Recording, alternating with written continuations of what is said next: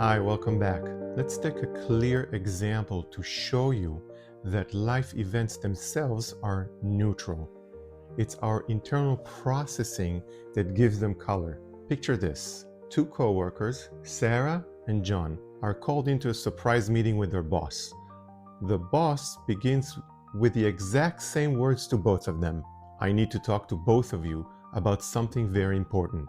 Now, let's play with our magical remote what's in Sarah's mind, what she thinks about.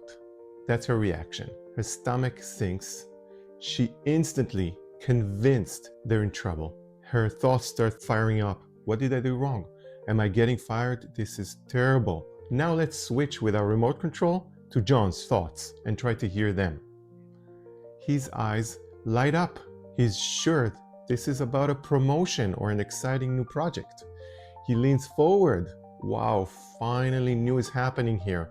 That could be great. Same moment, same sentence, same boss. Yet, there are two completely different reactions. One drenched in anxiety and the other one is bubbling with excitement.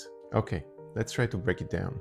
Let's talk about Sarah. Sarah's experiences are loaded with uncertainty and fear. It could be a dozen reasons. Maybe she was fired before in a similar situation.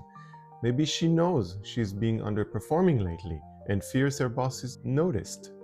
Maybe her self-esteem is shaky because of something that happened to her long ago.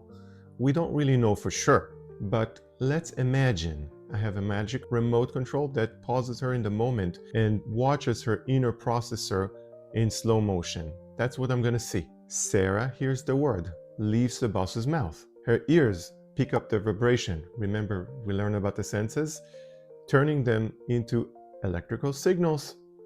Her brain translates those signals into auditory images. Then her mind starts to pull up any piece of data that it thinks is relevant. Past experiences, half-forgotten memories, emotional experiences, even sprinkles in some genetic predisposition that shaped her own quote-unquote processor. Then she asks herself the big question, remember? Is this event good for me? Or can it hurt me?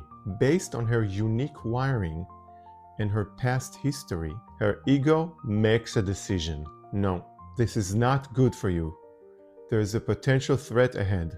Instantly, her ego flips the quote-unquote threat switch. Her heart rate climbs, adrenaline surges through her system, and as if she's about to be physically attacked, that protective response creates a negative emotion. In her case, anxiety looks like the right tool for the job. That emotion then sets the stage for her reaction. The words she's going to say, the tone she will use, the actions she's going to take, whether or not her original analysis is correct or not. Now let's move to John and play his thoughts. John genuinely loves his job. He's loyal, competent, and confident in his value to the company. Again, I made him up, right? When he processes the same exact words, his mind runs the same pleasure-pain equation. But his stored experiences, beliefs, and genetic wiring lead him to an opposite conclusion. This must be good. His ego still releases adrenaline, but this time it's the good kind. The I'm about to get great news kind, not the I'm in danger kind. That conclusion fuels positive emotions like excitement and curiosity. And the boss? The poor guy, maybe he just wanted to tell them he's going on vacation next week for his 20th anniversary. But before he could finish the sentence, Sarah and John's minds have already spun entire stories, triggering full body chemical reactions and generating completely opposite emotion realities, all from the same neutral event. So what do you think? Do you want another example? Follow me to the next lecture, where I'm going to show you that the same event for even the same person can give you completely different reaction. I'll see you soon. Bye for now.